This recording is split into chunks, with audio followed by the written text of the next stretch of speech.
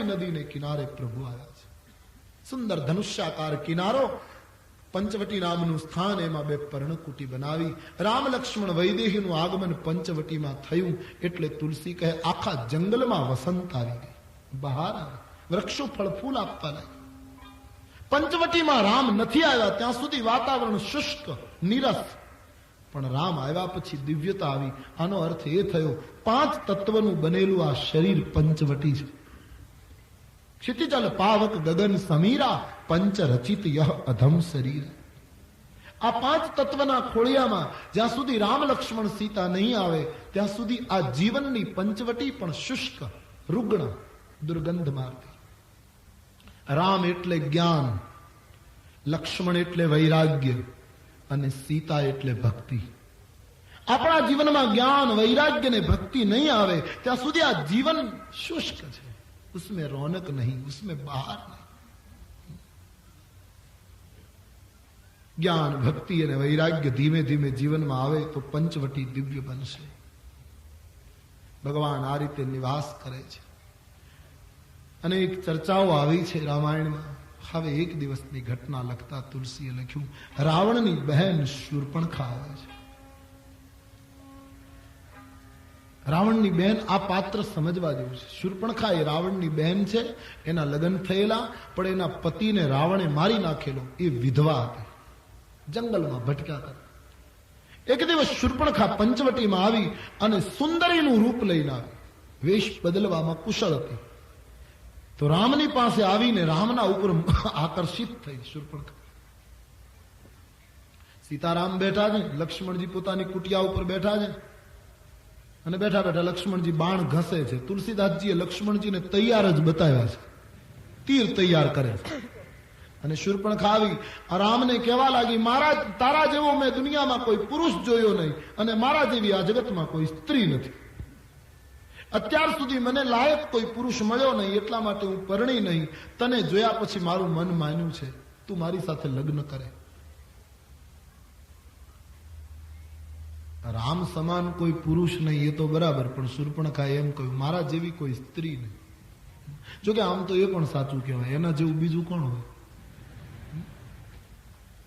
તને જોયા પછી મારું મન કંઈક માન્યું છે, તું મારી સાથે લગ્ન કર. હવે સીતાજી બાજુમાં બેઠા છે. ભગવાને નિર્ણય બહુ સરસ કર્યો. શૂર્પણખાની સામે જોયું જ નહીં, દ્રષ્ટિ સીતા સામે અને જવાબ શૂર્પણખાને. તુલસી કહે દ્રષ્ટિ જ્યાં ત્યાં ન અપાય. દ્રષ્ટિ બહુ મહત્વની છે. सीता चिताई कही प्रभु बाता तुम्हार मोर लघु. સીતાજીની સામે જોઈને ભગવાને શૂર્પણખાને જવાબ આપ્યો. એનો અર્થ એ કેમ થાય કે શૂર્પણખાને દ્રષ્ટિ ન આપી. બીજો અર્થ એ થાય કે શૂર્પણખાને જો દ્રષ્ટિ આપે તો એ બળીને ભસ્મ થશે, તો રામાયણનું એક પાત્ર તૂટશે. ત્રીજો અર્થ આપણને બતાવ્યો કે સીતાની સામે જોઈને શૂર્પણખાને ઈશારો કર્યો કે મારી પાસે જે બેઠા છે મારા પત્ની, હું પરણેલો છું, તમને સ્વીકારી ન શકું. અને ચોથું, દ્રષ્ટિ જ્યાં ત્યાં ન અપાય. दृष्टि बहुत कीमती है, ध्यान देना. साधना में नजर का बड़ा प्रभाव. हमने जहां में देखी, सूफी कहता है, हमने जहां में देखी किस्म किस्म की नजरें, हमने जहां में देखी किस्म किस्म की नजरें, लेकिन चकोर चांद जैसी एक टगर ढूंढते हैं. चकोर चांद जैसी हम टगर ढूंढते हैं. किसी मेहरबान की एक नजर ढूंढते हैं. ये बेकदर है दुनिया, हम किसी की कदर ढूंढते हैं. तुमने बनाया सारा. भगवान से सूफी कह रहा है कि मालिक तूने ये सारा गुलिस्ता बनाया, सारा बाग तूने बनाया, मुबारक. तुझने बनाया सारा, कि चमन तुझे मुबारक. पूरा बाग तुम्हें मुबारक. तुझने बनाया सारा, हे चमन तुझे मुबारक. लेकिन एक पुष्प मिले ऐसा हम मुकद्दर ढूंढते हैं, एक पुष्प मिले ऐसा हम मुकद्दर ढूंढते हैं, किसी मेहरबान की एक नजर ढूंढते हैं। ये बेकदर है दुनिया, हम किसी की कदर ढूंढते हैं, किसी मेहरबान की एक नजर ढूंढ। दृष्टि बड़ी कीमती है, जहां तहां न दो। સીતાજીની સામે જોઈને શૂર્પણખાને જવાબ આપ્યો રામજીએ, અહય કુમાર મોર લઘુ ભ્રાતા, સામે બેઠો ઈ મારો ભાઈ અત્યારે કુંવારો છે. આમ તો એના લગ્ન થઈ ગયા છે, પણ એને કોઈ સેવા કરનારું નથી. તમે એમની પાસે જાઓ ને એ જો તમારો સ્વીકાર કરે તો. ઘણા લોકો કહે ભગવાન ખોટું બોલે, લક્ષ્મણજી કુંવારા નહીં. ભગવાન શૂર્પણખા જે ભાષા બોલી એ ભાષા બોલી. શૂર્પણખા એમ કીધું હું કુંવારી છું. હવે એ વિધવા હોવા છતાંય પોતાની જાતને કુંવારી ગણતી હોય તો રામજીને થયું આ મારો ભાઈ પરણેલો હોવા છતાંય કુંવારો, એમાં ખોટું શું છે? પત્ની અને નારી નિદ્રાનો ત્યાગ કરીને આવેલો એ વીર પુરુષ, એના જેવું કુંવારાપણું કોનું હોય? જાઓ તમે એની પાસે. મોકલી રામ લક્ષ્મણ પાસે. લક્ષ્મણજી તો તૈયાર જ હતા. ગૌર વરણ સૌમિત્રી આવતા વેત શૂર્પણખાએ કહ્યું તારા ભાઈએ મને મોકલી છે, એ તો શામ છે, તું તો ગૌર છે, મારી સાથે લગ્ન કર. લક્ષ્મણજીએ જોયું કમાલ છે. વનમાં આવ્યા 13 વર્ષ થઈ ગયા, મુલાકાત ઘણી થઈ, પણ લગ્નનો પ્રસ્તાવ પહેલી વાર આવ્યો. અને રામજી મોકલે તો આની પાછળ કંઈક હેતુ હોવો જોઈએ. એટલે લક્ષ્મણજીએ કહ્યું તમારા જેવી સુંદરી મળતી હોય તો પરણવાની કોણ ના પાડે, પણ આપણે લગ્ન થાય ને પછી આપણો ગ્રહસ્થાશ્રમ બગડે એના કરતા પહેલી સ્પષ્ટતા સારી. શું? સુંદરી સુનુ મેં હુનકર દાસા, હું એનો દાસ છું, હું સેવક છું. તમે મારી સાથે પરણશો તો તમારે પાણી ભરવું પડશે, લાકડા કાપવા પડશે, જાગવું પડશે. આ તો સેવકાઈનું કામ કરવું પડે અને પછી આપણો સંસાર બગડે. ભગવાન તો કૌશલપુર રાજા છે, એ તો જે કંઈ કરે બધું એને શોભે. અમારા કુટુંબમાં તો ઘણી રાણીઓને પરણવાનો રિવાજ છે, આપ એમની પાસે જાઓ, એ જે કંઈ સમજાવે છે. અથવા તો હું એનો દાસ છું, એનો અર્થ એમ કરવામાં આવે કે જેણે તારી સામે પણ નથી જોયું એનો હું દાસ છું, તું મારી પાસે સફળ ન થશે. હું રામનો દાસ છું, કામનો દાસ નથી. રામજી જે નિર્ણય કરે એને શોભે, આપ એમની પાસે જાઓ. લક્ષ્મણજીએ સમજાવીને મોકલી આપ. આવી રામ પાસે તું જ બરાબર છે. તારો ભાઈ તો સેવક છે, હું કઈ સેવકની પત્ની બનું? તું મારી સાથે પરણે. રામજીએ કહ્યું મારો ભાઈ જરા શરમાળ છે, નાનો છે, એને શરમ લાગતી હોય, આ લગ્નનો પ્રસંગ છે, તમે પગે લાગો, 2-4 વાર આગ્રહ કરો, હમણાં માની જશે, આપ જાઓ. વળી પાછી મોકલી. આવી લક્ષ્મણ પાસે. લક્ષ્મણજી સમજાવીને રામ પાસે મોકલે. બંને ભાઈઓ એની કસોટી કરતા હતા કે દેખાવ તો સુંદરીનો છે, પણ જરા ખાતરી કરીએ સહનશીલતા કેટલી છે, સાચું નારીપણું કેટલું છે. કારણ કે નારી એ ક્ષમા અને સહનશીલતાની મૂર્તિ છે આપણા દેશમાં. આ તો રાક્ષસી હતી. કસોટી કરવા માટે ભગવાન અને લક્ષ્મણને ચક્કર ખવડાવતા હતા. એ 4-5 ચક્કર જ્યાં ખાધા ત્યાં તો મૂળ રૂપ પ્રગટી ગયું. કેટલું સહન કરી શકે? એકદમ રાક્ષસીના રૂપમાં આવી અને સીતાજીને પકડવા દોડી. રાક્ષસીનું રૂપ જોતા રામજીને થયું હવે દંડ આપવામાં વાંધો નહીં. લખન ઈશારો કર્યો. લખન લક્ષ્મણે કહ્યું ઈશારા કાફી મહારાજ, આ બાજુ. શૂર્પણખાને સાદ કર્યો. શૂર્પણખાને એમ કે પાણી ગ્રહણ કરશે, પણ જેવી નજીક આવી ત્યાં તો લક્ષ્મણ તેહી લાંઘવ કરી અને નાક કાન બીનું કીન નાક કાન કાપી નાખી. શૂર્પણખાના હાથમાં નાક કાન આપીને મુઠ્ઠી બંધ કરાવીને કહ્યું કે હવે તું આ પંચવટીમાંથી નીકળી જાજે, બીજી વાર પગ મૂક્યો તે દિવસે પ્રાણ નહીં રહેવા દઉં. હું રઘુવંશી છું, અબળા ઉપર મૃત્યુદંડ અમારાથી અપાય જા. અને ગઈ પછી પંચવટીમાં ક્યારેય દેખાડી નથી. એનું શું થયું ભગવાન જાણે. રાવણના દરબારમાં દેખાય પછી ક્યાં એનો પત્તો લાગતો નથી. શૂર્પણખાનું થયું છે ભાગી. રક્તની ધારાઓ નીકળવા લાગી. વૃક્ષોને ઉખાડતી ખરદૂષણની પાસે ગઈ. એના ભાઈઓ 14,000ની સેના લઈને રહેતા હતા. એને કહ્યું ધિક્કાર છે તમારા બળને, ધિક્કાર છે તમારા પૌરુષને, તમારા જેવા ભાઈઓ એને મારી આ દશા. તારા નાકકાન કોણે કાઢ્યા? બોલે પંચવટીમાં 2 રાજકુમારો આવ્યા, મને તરસ લાગી એટલે હું પાણી પીવા ગઈ હતી. આ પાણી પીવા ગઈ હતી કે પાણી ગ્રહણ કરવા ગઈ હતી? તદ્દન ખોટું બોલી. તમારા જેવા ભાઈઓને મારી આદેશા ખરદૂષણ બહેકી ગયા. ચાલ બતાવો પંચવટી ક્યાં છે. શૂર્પણખાએ કહ્યું હવે મારાથી ત્યાં સુધી નહીં અવાય, પણ થોડે સુધી તો બતાવ. આગળ શૂર્પણખા, પાછળ સેના. હવે સારું કામ કરવું હોય તો નાકવાળાને આગળ રખાય કે અપશુકન જ આગળ આગળ ચાલે છે. શ્રુતિ નાશાહીની તુલસી. શ્રુતિ એટલે વેદ. વેદહીન વ્યક્તિને આગળ ચલાવે અને એને માર્ગે ચાલે એનો નાશ જ થાય. જેને શ્રુતિ નથી, જેને વેદ નથી, જેને વેદની મર્યાદા નથી, એના માર્ગે ચાલે એનો નાશ જ થાય. થોડે સુધી ગઈ, પંચવટી બતાવીને શૂર્પણખા પાછી હટી ગઈ. 14,000ની સેના આવી. લક્ષ્મણજી ને ભગવાને કહ્યું, લખન આ બધાનું મૃત્યુ મારા હાથે છે, એટલે તું સીતાજીને લઈને પર્વતની ગુફામાં જતન કર, હું રાક્ષસોને મારી નાખું પછી આવજે. લક્ષ્મણજી સમજી ગયા. સીતાને લઈને પર્વતની ગુફામાં અહીં 14,000નું દળકટક આવે છે. ભગવાને હમણાંથી ધનુષનો ઉપયોગ કર્યો નથી, એટલે પ્રભુએ પોતાના ધનુષની દોરીને બરાબર ખેંચી જોઈ, બરાબર ચડાવી જોઈ, મસ્તકની જટા ઠીકથી બાંધી, કેડનો ભાથો બાંધી અને ધનુષના ઉપર બાણ ન ચડાવ્યું, ખાલી દોરી ખેંચી. કે બરાબર કામ કરે છે કેમ, એ ખાલી દોરી ખેંચીને જે છોડી રામજીએ, એમાં એટલો મોટો અવાજ કડાકો થયો કે 14,000 રાક્ષસોના કાનના પડદા તૂટી ગયા. સાંભળવાનું બંધ. હવે લડાઈમાં તો સાંભળવાનું કેટલું અગત્યનું.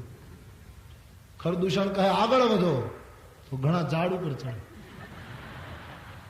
કારણ કે સાંભળે તો કરે ને. અને કાન જાય પછી બહુ દશા ખરાબ આવે. એના પહેલા કથા સાંભળી લીધો, નહીતર કાન ગયા પછી. એક જણો સવારમાં શાક આમ બજારમાં નીકળ્યો, પછી એને બીજો મળ્યો સામેથી, શાક માર્કેટમાં ભેગા થાય. પછી પેલો જે જતો હતો એને આવનારને પૂછ્યું, કેમ શાકભાજી લેવા ગયા હતા? એટલે પેલા કીધું, ના રે ના, આ જરાક શાકભાજી લેવા ગયો હતો. આટલેથી અટકે તો વાંધો નહીં, પણ પાછું પેલા એમ કીધું, ઓહો મને તો એમ કે તમે શાકભાજી લેવા ગયા હતા. એકનું એક વાક્ય બે જણા ફેરવ્યા કર્યા, કારણ કે કાન જાય પછી આ દશા આવે. એના પેલા ભગવત કથા સાંભળી. 14,000 રાક્ષસોનો પ્રભુએ વિનાશ કર્યો છે. રામ રામ કહી રાક્ષસોએ પ્રાણ છે. પરમાત્માએ મુક્તિ આપી છે. સીતાજીને લઈને લક્ષ્મણજી આવ્યા. ભગવાન સુંદર શોભે છે. રામાયણકાર કહે અહીં શૂર્પણખાને સમાચાર મળ્યા 14,000ને મારી નાખ્યા સીધી લંકામાં.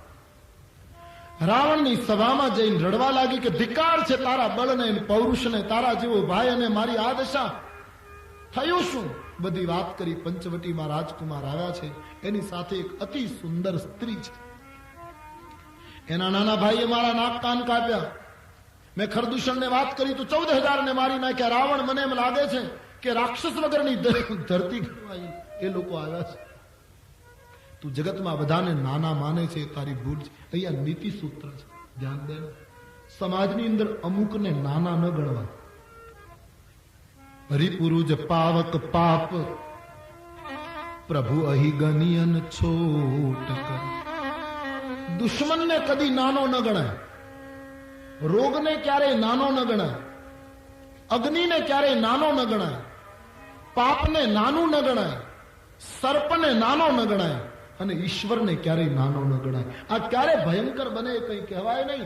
રાવણ તારા મસ્તક ઉપર કાળ નાચે છે. બિન અપરાધીની આ દશા થતી હોય તો તારું શું થશે? રાવણે કહ્યું, તને હું એક ઉતારો આપું છું, તું ત્યાં નિવાસ કર, હું જોઈ લઈશ કાલ પંચવટીમાં કોણ છે એ રાજકુમાર. શૂર્પણખાને મુકામ આપી. રાવણ પોતાના શયનખંડમાં આવીને સૂતો છે, પણ રાવણને ઊંઘ આવતી નથી. કરવટ બદલે છે, મનમાં મનમાં વિચાર કરે છે. ખરદૂષણ મો સમબલવંતા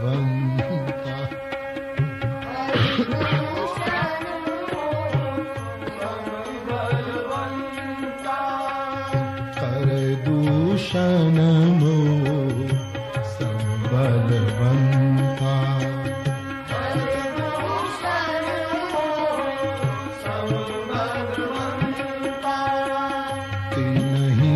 मारही भगवंता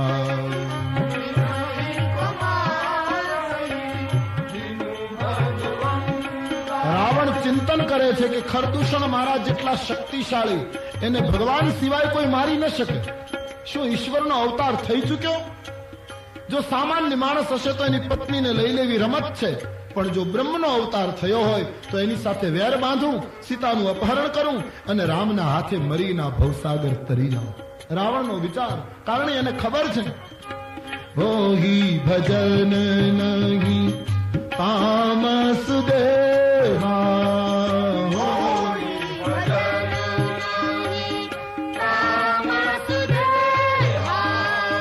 હોગી ભજન નહીં તામસ દેહા,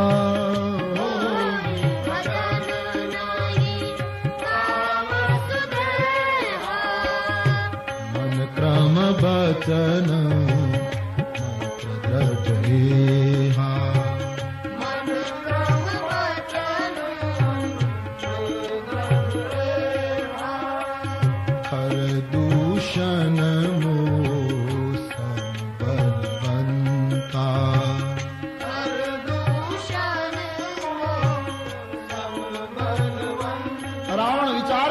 મારો દેહ તામસી છે, હું ભજન નહીં કરી શકું.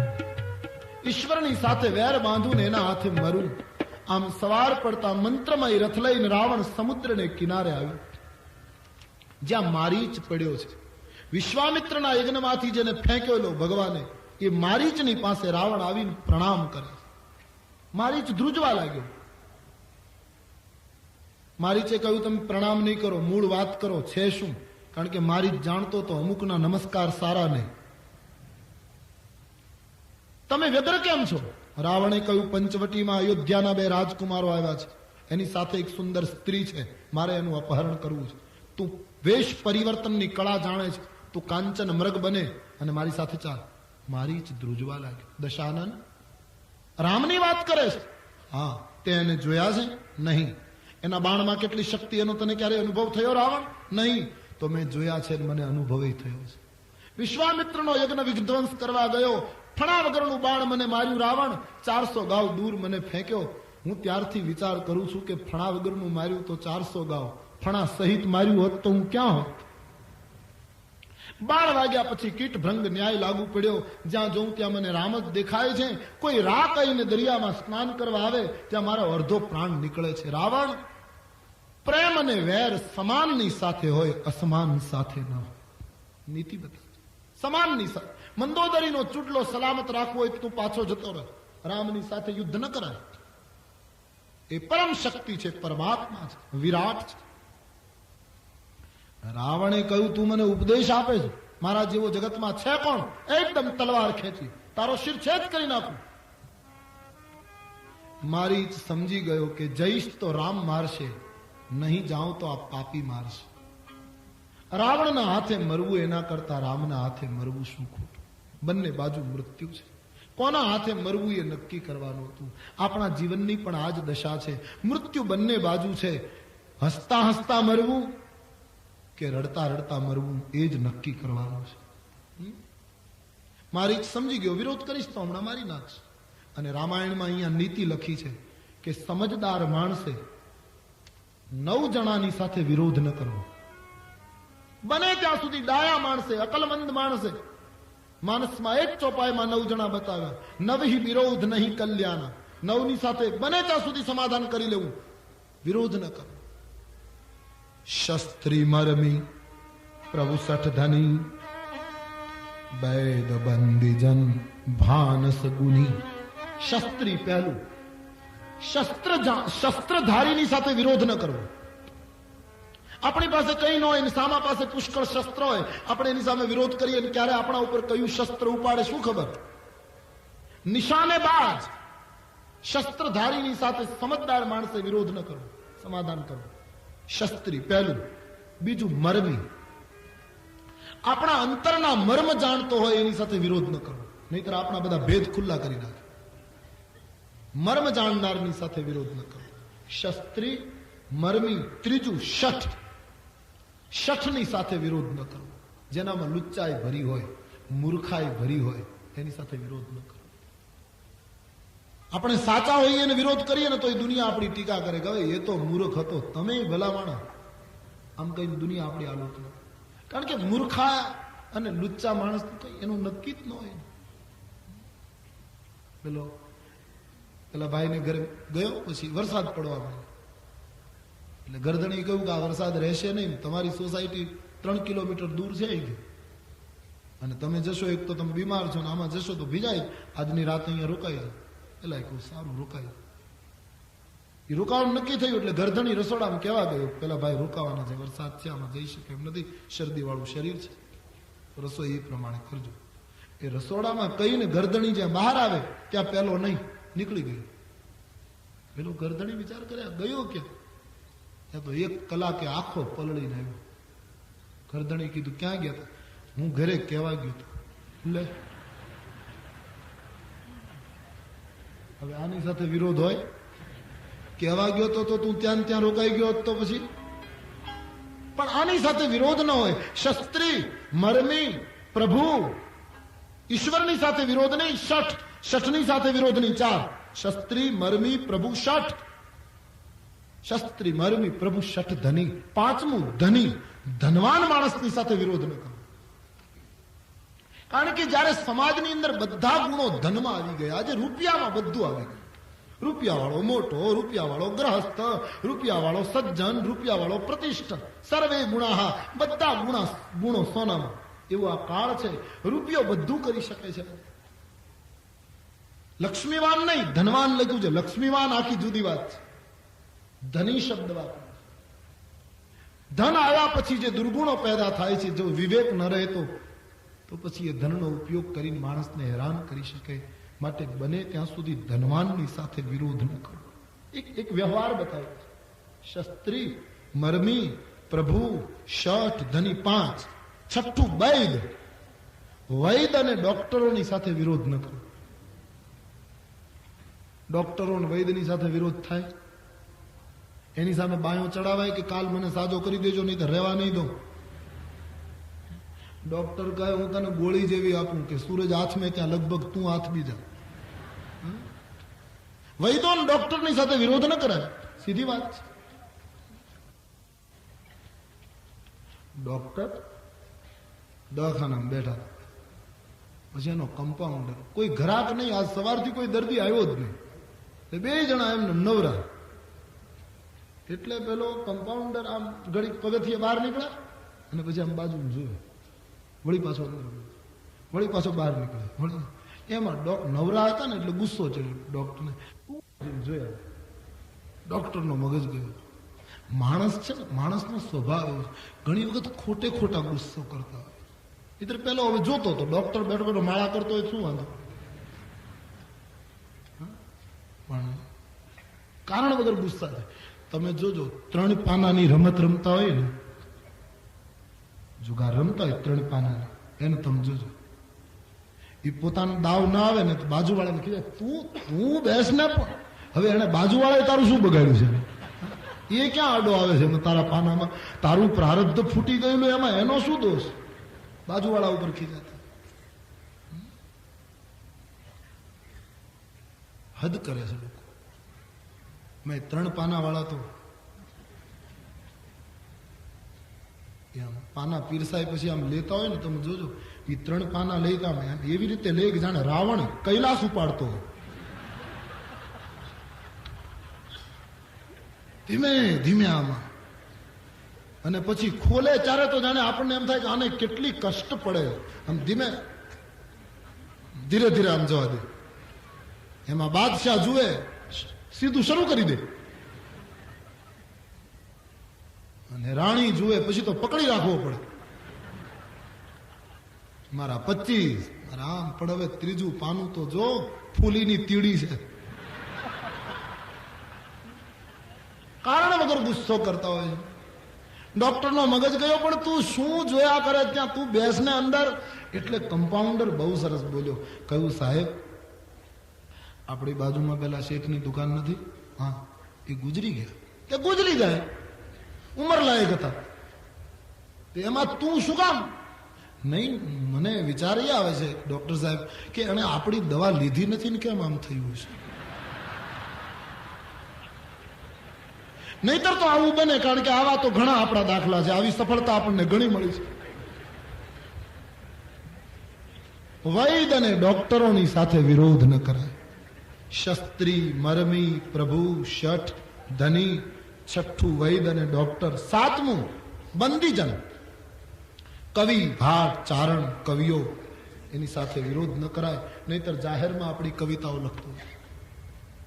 અને આઠમું ભાનસ. ભાનસ એટલે રસોઈયો, રસોઈ કરનારની સાથે વિરોધ ન કરાય. શું તુલસીદાસજીએ વ્યવહાર બતાવ્યો છે? હા, આપણને શું ખબર રસોઈ કરનારની સાથે વિરોધ કરીએ, શાકભાજીમાં શું કરી નાખે આપણને શું ખબર પડે? રસોઈ કરનારની સાથે સમજદાર માણસે વિરોધ ન કરાય. મહારાજ રસોઈ કરતો હોય ઘરમાં તો વિરોધ ન કરાય. અને હું તો એમ કહું, મહારાજ કરતો હોય તો મહારાજ, અને બીજું જે કરતું હોય બાકી બગાડવું નહીં. મહારાજ હોય તો મહારાજ, બાકી ગમે તે રસોઈ કરતું હોય ઘરમાં, રસોઈ કરનારની સાથે બગાડવું નહીં. જેવું હોય એવું મજબૂત થઈને જમી લેવું. 75 વર્ષની જિંદગી બગાડાઈની ખોટી બૂમો પાડી, જે આવ્યું જમી લો. રસોઈ કરનારની સાથે દાળની અંદર મીઠું બહુ પડી ગયું હોય ખરેખર,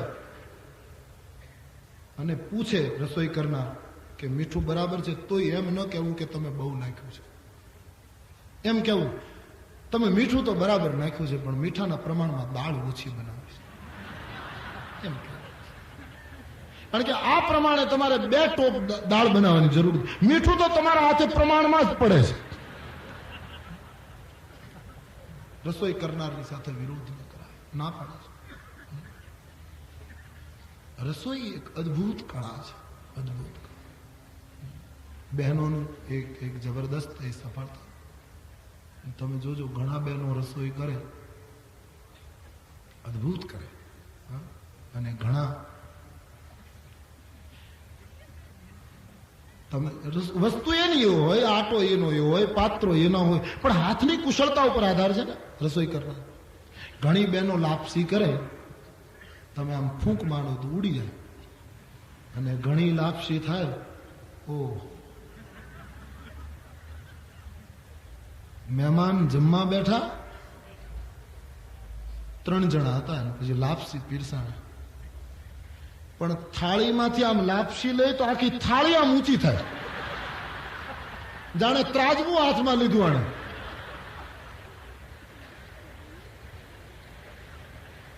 તમે કલ્પના કરો કેવી બની હશે. તૂટે નહીં, આમ ખેંચવી પડે લાપસી. મહેમાને કંટાળીને બાજુમાં જોયું કે બીજો શું કરે, તો બીજો તો લાપસીને આમ ખેંચી અને થાળીની કોર ઉપર આમ કાપે.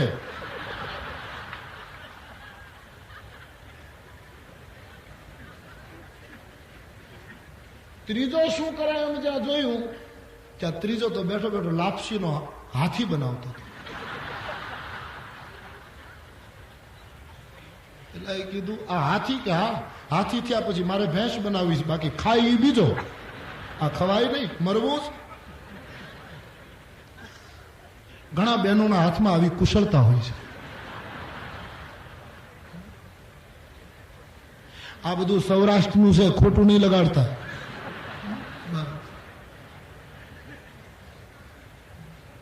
રસોઈ એક અદ્ભુત કળા, આખું પાક શાસ્ત્ર છે.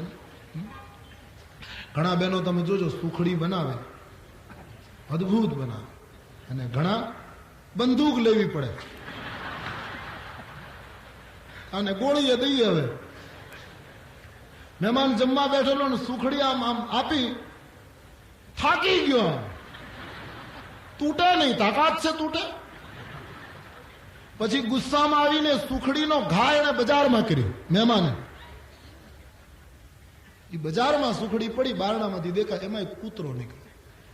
મહેમાનને થયું સારું, કૂતરાના ભાગમાં તો ગઈ. પણ 10 મિનિટ પછી મહેમાન જ્યાં બજારમાં જોવા આવ્યો તો સુખડી એમને હતી, પણ એમાં કૂતરાના 2 દાંત ચોંટ્યા હતા. એ કૂતરો 8 દિવસ ગલીમાં ન આવ્યો કે આમાં ન જવાય. આવી ઘણાના હાથમાં આવી રોનક હોય છે. પણ મારે કહેવું છે એ રસોઈ કરનારની સાથે વિરોધ ન કરવો. બસ શસ્ત્રી મરમી પ્રભુ શઠ ધની બૈદ બંદીજન ભાનસ અને 9મો શબ્દ ગુની.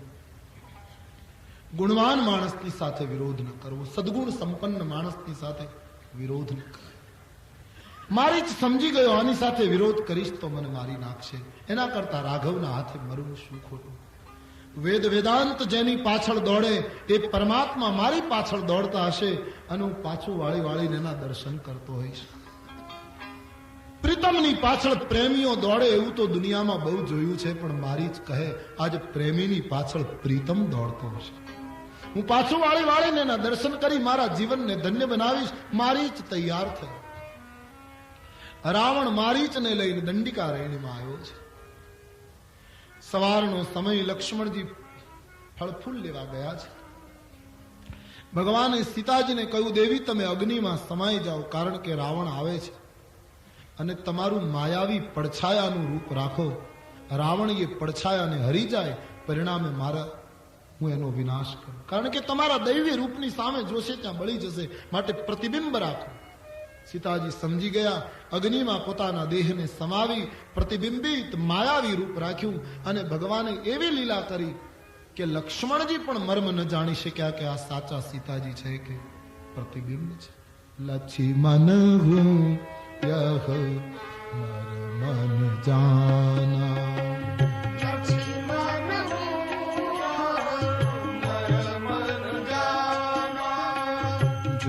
कछु चरित रचा भगवान, जो कछु चरित रचा भगवान, जो कछु चरित रचा भगवान, जो कछु चरित रचा भगवान. પ્રતિબિંબિત રૂપ સીતાનું લક્ષ્મણજી ઓળખી શક્યા નહીં. ત્રણેય જણ પંચવટીમાં બેઠા છે. એમાં રાવણ મારીચને મોકલે છે. સુવર્ણ મૃગ બનીને મારીચ આવ્યો. પ્રસિદ્ધ કથા. સીતાજીએ મૃગને જોયો. માયાવીની દ્રષ્ટિ માયાવી ઉપર પહેલી પડે. આ સોનાનો મૃગ છે. સુવર્ણ એ માયા છે, બનાવટી મૃગ છે. સીતાજી પણ માયાવી છે.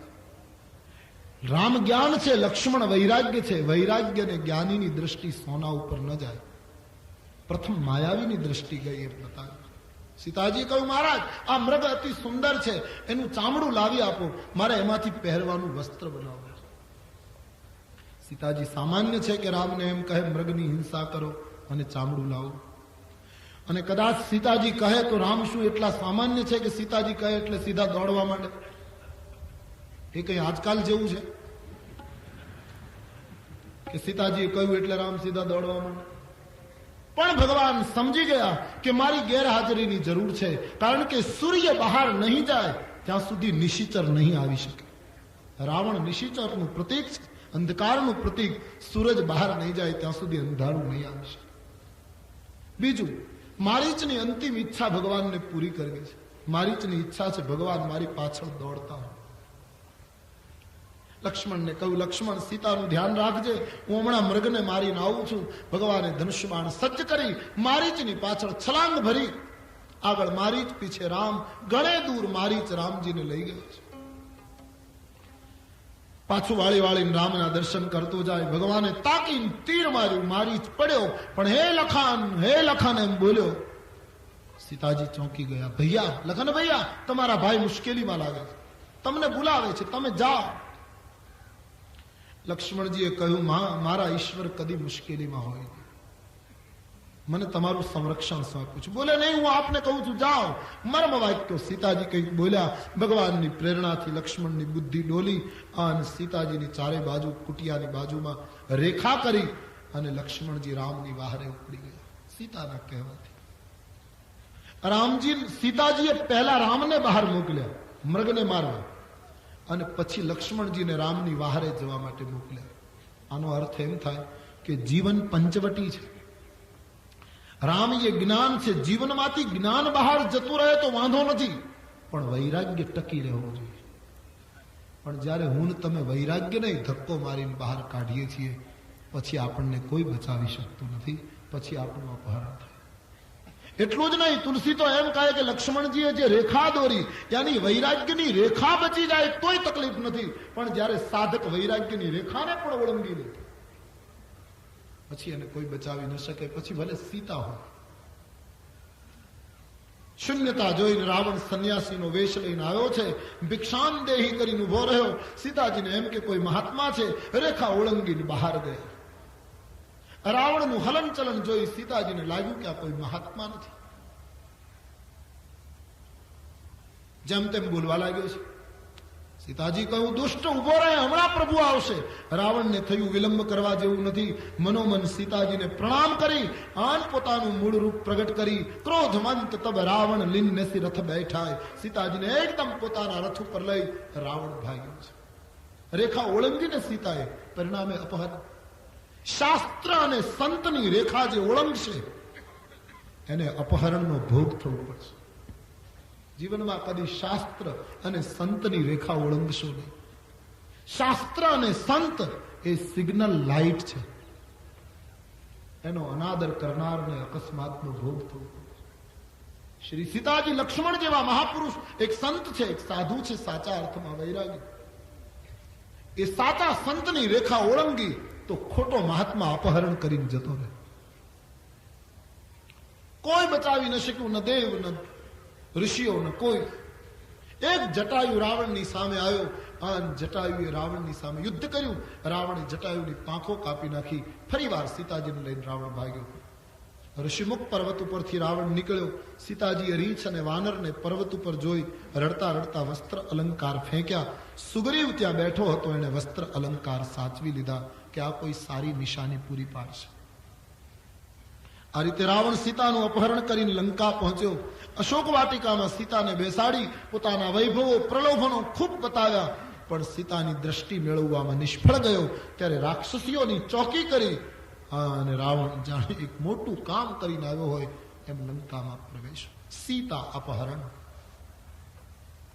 મૃગને મારીને રામજી પાછા આવે છે. લક્ષ્મણજીને દોડતા આવેલા જોઈ ભગવાને પૂછ્યું, લખન જનક સુતા પરિહરી અકેલી. સીતાજીને એકલા મૂકીને આવ્યો, તે ઠીક નથી કર્યું. મારું મન કહે છે સીતા આશ્રમમાં નહીં હોય ભાઈ. લક્ષ્મણજીએ કહ્યું, પ્રભુ મજબૂર હતો, મારી માતાએ મને મર્મ વાક્યો કહ્યા એટલે આવવું પડ્યું. બંને ભાઈઓ ચિંતિત ચહેરે આવ્યા. પંચવટી સીતા વગરની જોઈ રામજી રડી પડ્યા. આદર્શ પતિ છે. આપણા જેવા બે ભાઈઓ અને સીતાને કોઈ લઈ જાય, લક્ષ્મણ આના જેવી વિપત્તિ બીજી કઈ હોય. આક્રંદ કરતા વૃક્ષોને મરગલાઓને પૂછે છે, તમે સીતાને જોઈ છે? આગળ ગયા તો લોહી પડ્યું છે, થોડે આગળ ગયા તો જટાયુ છેલ્લા શ્વાસ લે. ભગવાને જટાયુને ગોદમાં લીધા છે. જટાયુએ બધી કથા કહી, મહારાજ રાવણે મારી પાંખો કાપી નાખી. આ દશા રાવણે કરી છે. એ દક્ષિણમાં સીતાજીને લઈ ગયો છે. ભગવાને જટાયુને કહ્યું, હું તમને અમર બનાવી દઉં. બોલે, મહારાજ હવે જીવવું નથી, એક વિનંતી, મારું મૃત્યુ થાય ત્યાં સુધી તમારા ગોદમાં મને રાખો. ભગવાનનું સ્મરણ કરતા કરતા જટાયુનું પરમાત્માની ગોદમાં મરણ થયું છે. ભગવાને ચિતા ખડકી અને જટાયુનો અગ્નિ સંસ્કાર કર્યો. દિવ્ય રૂપ લઈ જટાયુ પરમાત્માના ધામ તરફ જાય છે. કોમલ, તુલસીજી લખે છે, કોમલ ચિતયતિ દીન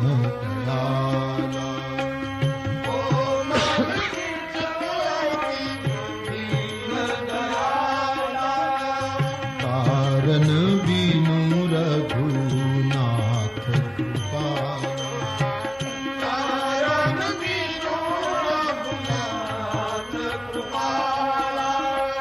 ગીધ અધમ ખગ આમિષ ભોગી,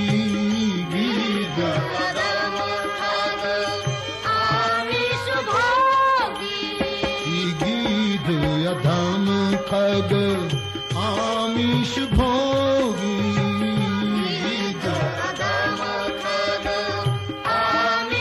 ભોગી, ગતિ દીની જો જાચક જોગી, ગતિ દીની જો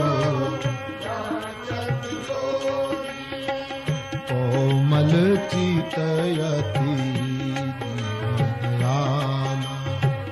कोमल चितयति दयाला। कारण बिनु रघुनाथ कृपाला।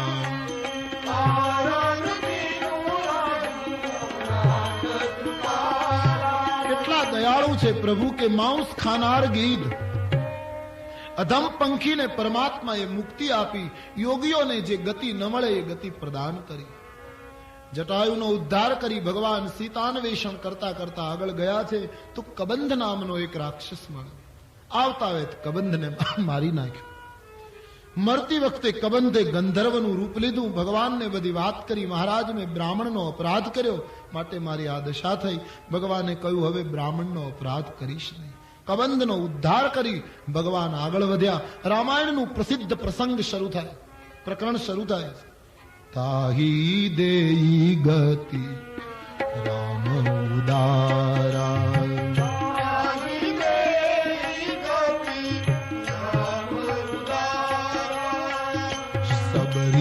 के आश्रम पधारा। शबरी के आश्रम पधारा। सबरी देखी राम गृह आए। सबरी देखी राम गृह आए। सबरी देखी राम गृह आए।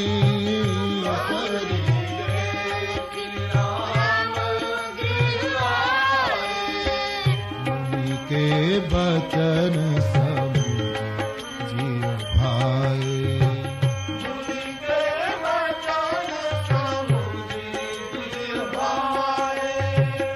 કબંધનો ઉદ્ધાર કરી ભગવાન શબરીના આશ્રમ તરફ ગયા છે. એક ભક્ત મહિલા ભારત વર્ષ કી મહર્ષિ મતંગ ઋષિનો આશીર્વાદ મેળવી અને યુવાનીમાંથી બેઠેલી એક સંતે કહેલું કે તારી કુટિયાએ રામ આવશે. કેટલી પ્રમાણિક પ્રતીક્ષા કરી છે આ મહિલાએ. એનું શરીર વૃદ્ધ બન્યું પણ એની શ્રદ્ધા વૃદ્ધ ન થઈ. જરૂર આવશે, રામ જરૂર આવશે. આજ શબરીના સપના સાચા પડ્યા. રામ લક્ષ્મણ શબરીને દ્વારે આવ્યા. શબરી નાચવા લાગ્યા છે. મહર્ષિ મતંગની યાદ તાજી થતા નેત્રમાં આંસુ આવી ગયા. ભગવાનના ચરણમાં શબરી પડી ગયા છે. બોલી શક્યા નહીં. માનસકાર કહે છે ભગવાનના ચરણ ધોવાની ઈચ્છા થઈ પણ પાણી નહોતું, પાત્ર નહોતું ઘરમાં. બે હાથ પ્રભુના ચરણની નીચે રાખ્યા, ચરણ હાથના ઉપર, મસ્તક ચરણના ઉપર મૂક્યું. આંખમાંથી જે ગંગાજળ વહ્યું એનાથી પ્રભુના ચરણ શબરીએ ધોયા છે. દર્ભની પથારી આપી, બિરાજિત કર્યા, કંદ મૂલ ફળ અર્પણ કર્યા.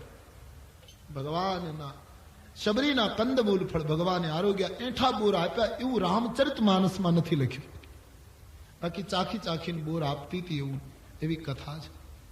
પ્રેમ છે, ભાવ છે. શબરીના બોર પરમાત્માએ આરોગ્ય ફળાહાર ભગવાને કર્યો. પછી શબરી ભગવાનને કહે છે મહારાજ મને એક વિચાર આવે, આજ મને વેદની સ્તુતિ આવડતી હોત તો હું તમારી સ્તુતિ કરે, પણ હું તો અધમ છું, મને વેદ આવડતો નથી.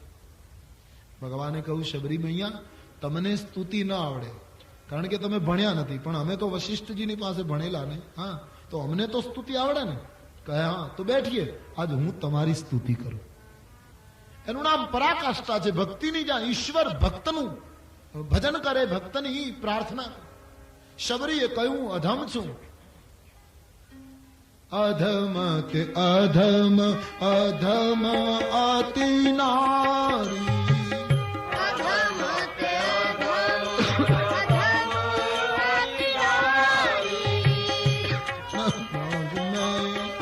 મતિ મંદ અઘારી.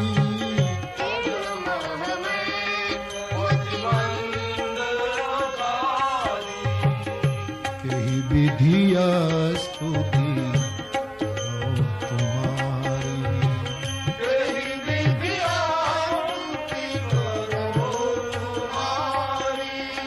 અધમ જાતિ મેં